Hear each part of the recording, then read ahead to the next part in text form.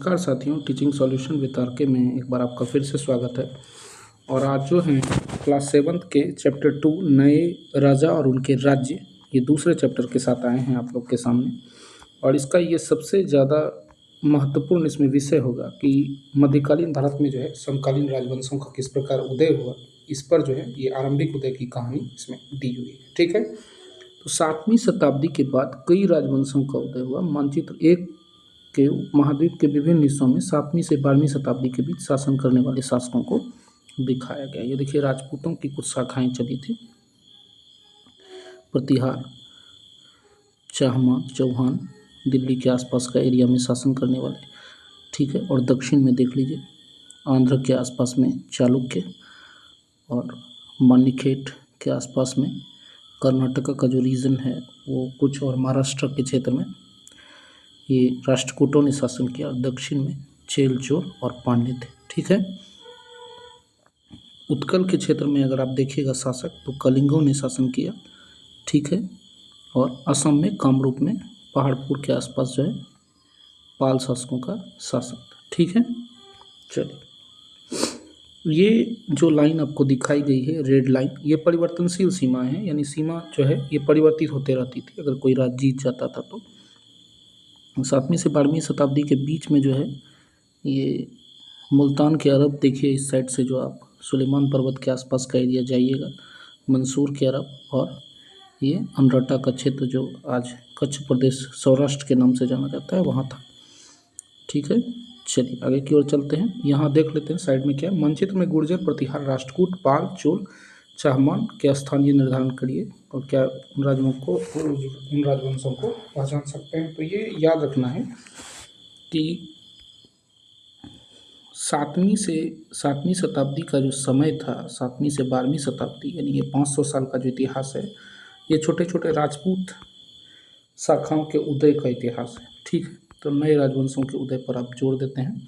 7वीं शताब्दी आते आते महाद्वीप के विभिन्न भागों में बड़े भूस्वामी, योद्धा, सरदार अस्तित्व में आ चुके थे। या तो बहुत ज़्यादा सामंत वर्गों का एक तरह से कह सकते हैं आप उदय था। बहुत ज़्यादा लैंडलॉर्ड होते थे अक्सर ये, और उन्हीं लैंडलॉर्ड या तो क्या होते थे, सेना के योद्धा, सरदार यानी सेनापति होते थे। राजा लोग प्रायः इन्हें अपने मातहत या सामंत के रूप में मान्यता देते थे। तो दो ही आधार था, या तो संपन्नशाली में ज़्यादातर ज़मीन वाले थे प्रधान, या तो सेना में सरदार होते थे, उनकी मिलिट्री पावर अच्छी थी, उसके बेसिस पर दिया जाता था। उनसे उम्मीद की जाती थी कि वे राजा और स्वामी के लिए उपहार लाएं और उनके दरबार में हाजिरी लगाएं और उन्हें सैन्य सहायता प्रदान करें। यही 3 था मेनली है डिमांड। ये पूछा जाएगा कि राजा को सामंतों से क्या उम्मीद रहती थी या सामंत का क्या महत्व था। तो राजा अपने लिए जो है टैक्स या उपहार चाहता था। दूसरा क्या चाहता कि दरबार में उसका प्रेजेंटेशन हो, ताकि वह राजा के प्रति उत्तरदायित्व का जो सिद्धांत है वो बना रहे। तीसरा क्या था कि उसके पास सरदार थे तो बहुत ज़्यादा सेनाएं थी, तो इसके चलते सैन्य सहायता की भी आशा रखते थे। ठीक है, सामंत अपने आप को महासामंत, या दक्षिण में वही भाषा क्या किस नाम से परिवर्तित हो जाती थी, महामंडलेश्वर, यानी पूरे मंडल का स्वामी। एक जिला टाइप का क्षेत्र होता था और वह महामंडलेश्वर होते थे। तो ये पूछा जाएगा कि 7वीं से 12वीं शताब्दी के संबंध में सामंत शब्द महत्व इंगित करता है। ठीक है, तो ये दिया जाएगा कि बड़े भाग के भूस्वामी या सैन्य योद्धा और सरदार। ठीक, दूसरा जाएगा कि यह सामंत शब्द के संदर्भ में सत्य कथनों की जांच करें। सामंत स्वयं को महासामंत या महामंडलेश्वर कहते थे, ये भी सही बात है। कभी कभी वे स्वामी के आधिपत्य से स्वतंत्र हो जाने का भी दावा करते थे। जो शक्तिशाली हो जाता था या राजा में अगर आंतरिक कमजोरी आ जाती थी तो इसका फायदा उठाकर बहुत से स्वतंत्र हो गए, और इन्हीं में राजपूत के कई छोटे छोटे वंशों का उदय हुआ। ठीक है, राष्ट्रकूट का जो उदय हुआ है इसी सामंतीवादी सिस्टम का ही देन है। इसी तरह दक्कन में उदाहरण राष्ट्रकूटों का था। शुरुआत में कर्नाटक के चालुक्य राजा के अधीन थे। ये पूछेगा कि राष्ट्रकूटों ने आरंभिक रूप में सामंतों के यहाँ सेवा दी, किनके यहाँ, तो चालुक्यों के यहाँ दी थी। ठीक है, आंध्र प्रदेश का डेल्टाई इलाका में चालुक्य शासन करते थे। 8वीं शताब्दी के मध्य में राष्ट्रकूट का जो है प्रधान कौन बना था, दंतीदुर्ग। और ये दंती दुर्ग इतना पावरफुल शासक था, निशुम्भशूदनी मंदिर बनवाता भी है अपनी राजधानी में। और ये इतना शक्तिशाली हो गया था कि इसने क्या किया कि चालुक्य के राजा की अधीनता खत्म कर दी और हरा कर राजा जो है यज्ञ करवाकर यह सिद्ध करता था कि उसमें दैवीय शक्ति आ चुकी है। हराया और हिरण्यगर्भ नामक जो है एक अनुष्ठान करवाया था जिसको सोने का गर्भ कहा जाता है। और ये जब अनुष्ठान ब्राह्मणों की सहायता से संपन्न किया तो यह माना जाने लगा कि इससे याचक जन्मना क्षत्रिय न होते हुए भी क्षत्रिय के रूप में दोबारा क्षत्रित्व प्राप्त कर सकता है। तो ये अगर आपको कभी प्रश्न पूछा जाएगा कि हिरण्यगर्भ वस्तुतः क्यों मध्यकाल में प्रचलित शब्द था, तो हिरण्यगर्भ के प्रचलन का मुख्य उद्देश्य क्या लीजिएगा कि यह जो है ब्राह्मणों के द्वारा किया जाने वाला ऐसा अनुष्ठान था जिसमें गैर क्षत्रिय कुल को भी क्षत्रिय होने की मान्यता मिल जाती थी। ठीक है, चलिए कुछ अन्य उदाहरणों में उद्यमी परिवारों के पुरुषों ने अपनी राजशाही कायम करने के लिए सैन्य कौशल का इस्तेमाल किया। मिसाल के तौर पर कदम्ब और मयूर शर्मन, कदम्ब का शासक कौन था? मयूर शर्मन। और गुर्जर प्रतिहार के हरिश्चंद्र ब्राह्मण थे। ठीक है, जिन्होंने अपने परंपरागत पेशे को छोड़कर शास्त्र को अपना लिया और क्रमशः कर्नाटक और राजस्थान के क्षेत्र में सफलतापूर्वक स्थापित किया। तो ये याद रखना है कि उद्यमी पुरुषों ने अपनी राजशाही कायम करने के लिए सैन्य कौशल का इस्तेमाल किया। कुछ ने तो मिलिट्री पावर के बेसिस पे जो है अपना शासन चलाया। ठीक है, इसका सबसे बड़ा मिसाल जो है वो कदम्ब राज्य का मयूर शर्मन और गुर्जर प्रतिहार का जो है हरिश्चंद्र ब्राह्मण उदाहरण स्वरूप है। उन्होंने अपने परंपरागत पेशे को छोड़कर शस्त्र को अपना लिया। यानी बहुतों ने राजपूत जो है अपने बलबूते पर, अपनी काबिलियत के बल पर अपनाए। ठीक है, कर्नाटक और राजस्थान में बाद में इन्होंने क्या किया? सफलतापूर्वक शासन किया। तो ये पूछा जाएगा कि उस समय के समकालीन क्षत्रिय शासकों की विशेषता बताएं, तो ये देगा कि गुर्जर प्रतिहार शासक जो थे वे परंपरागत क्षत्रिय थे। तो एक सेंटेंस अगर दे दिया तो ये क्या हो जाएगा? गलत हो जाएगा। ठीक है, हिरण्यगर्भ के जरिए उस समय में क्षत्रिय बनने की परंपरा थी, तो ये ठीक थी। लेकिन इसके अलावा अन्य कोई ऐसा अगर कह देगा कि ये अगर लाइन दे दे आपको कि हिरण्यगर्भ के अतिरिक्त और किसी भी विधि से राजा क्षत्रिय नहीं हो सकते थे, तो ये गलत हो जाएगा। बल्कि अपने बाहुबल से जो है किसने? मयूर शर्मन और गुर्जर प्रतिहार शासक हरिश्चंद्र ने जो है क्या की थी? क्षत्रियता प्राप्त की थी। ठीक है, अब देखिए राज्यों में प्रशासन की बात आई है। तो इन नए राज्यों में कईयों ने महाराजा धीराज यानी राजाओं का राजा की उपाधि धारण की थी। ठीक है, और त्रिभुवन चक्रवर्ती, तीनों भुवनों का स्वामी।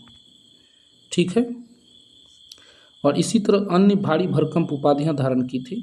ठीक है, तीन भुवन में धरती, आकाश और समुद्र, ये तीनों का स्वामी स्वयं को बताया था।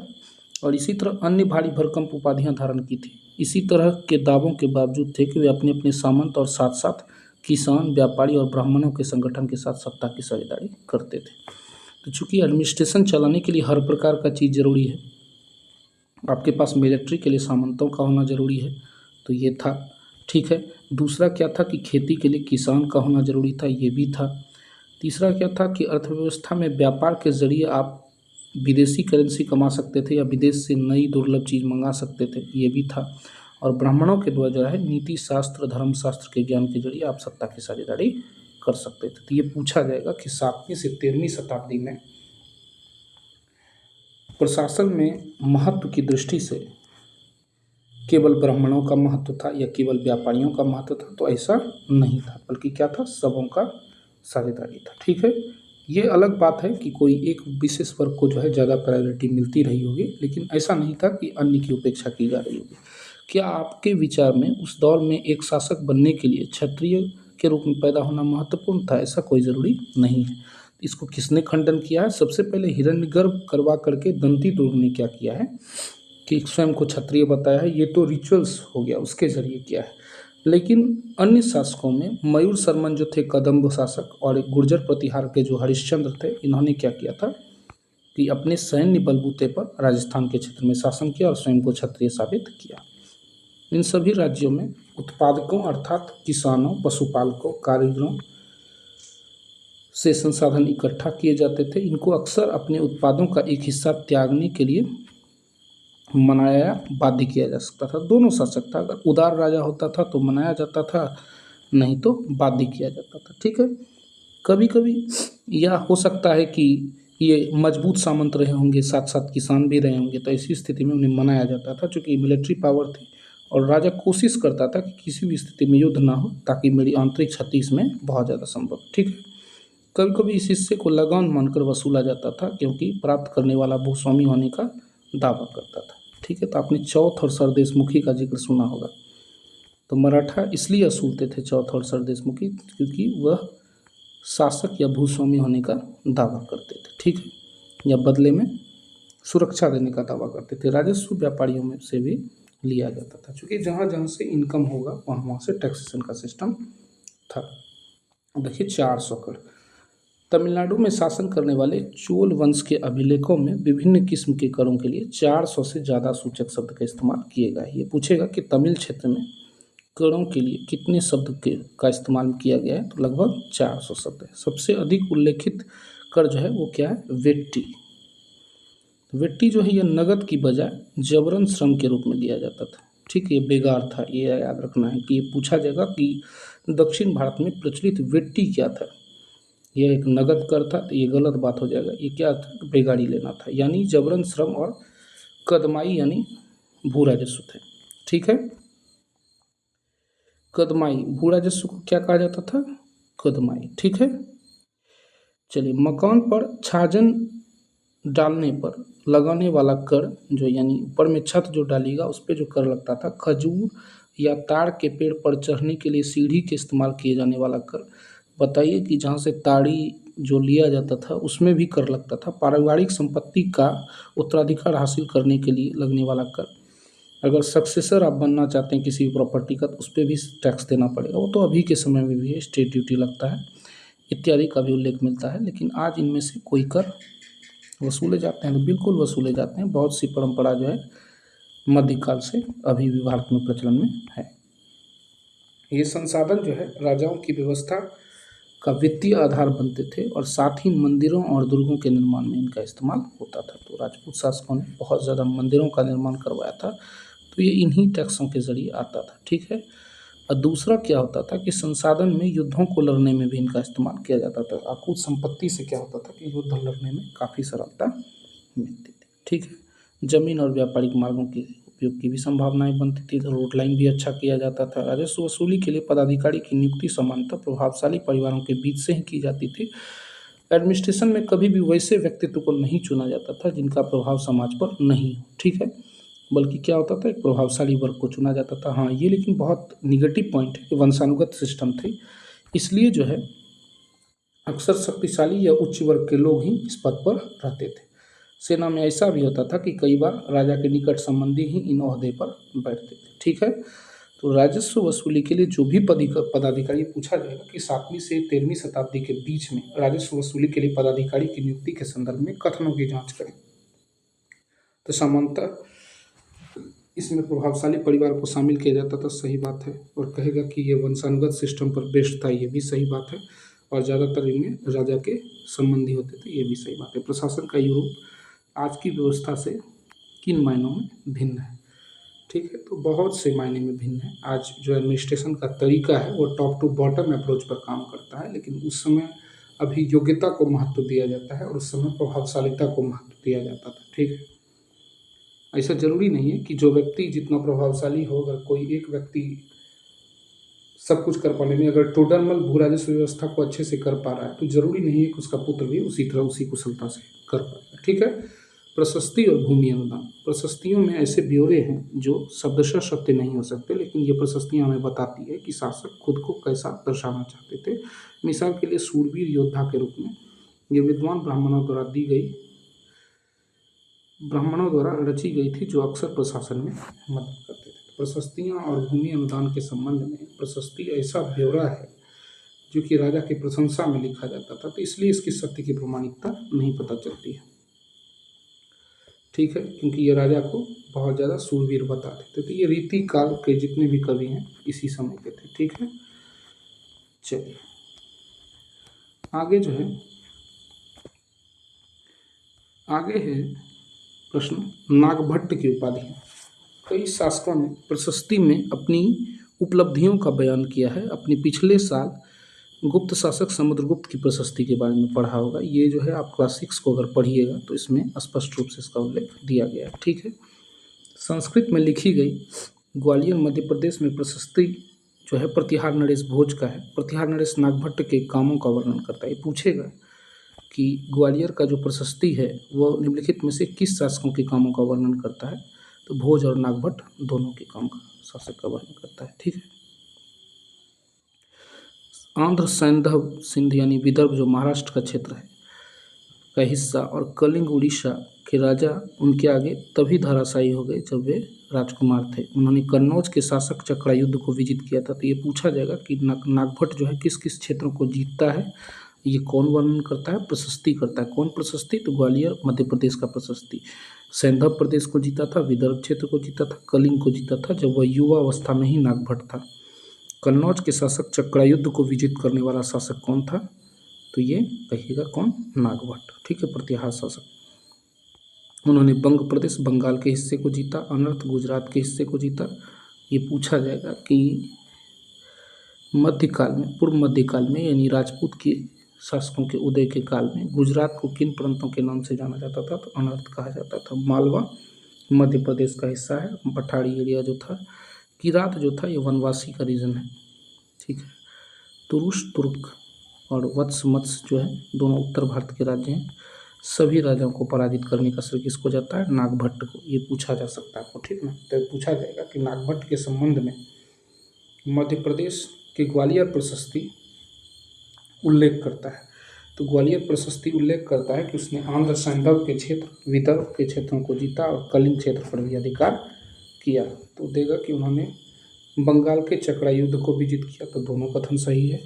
ठीक है। अनर्थ गुजरात के प्रदेश को जीता, मालवा के साथ साथ तुर्क वत्स और मत्स्य उत्तर भारत को, संपूर्ण उत्तर भारत के राजाओं को हराया। तो राजा लोग प्रायः ब्राह्मणों को भूमि अनुदान से पुरस्कृत करते थे। ये ताम्रपत्र पर अभिलेखित होते थे जो कि भूमि पाने वाले को दिया जाता था। तो ये पूछा जाएगा कि भूमि अनुदान का पता चलता है, तो ये पता चलिएगा कि इससे ताम्रपत्र अभिलेख से। ठीक है, कोई दिक्कत नहीं।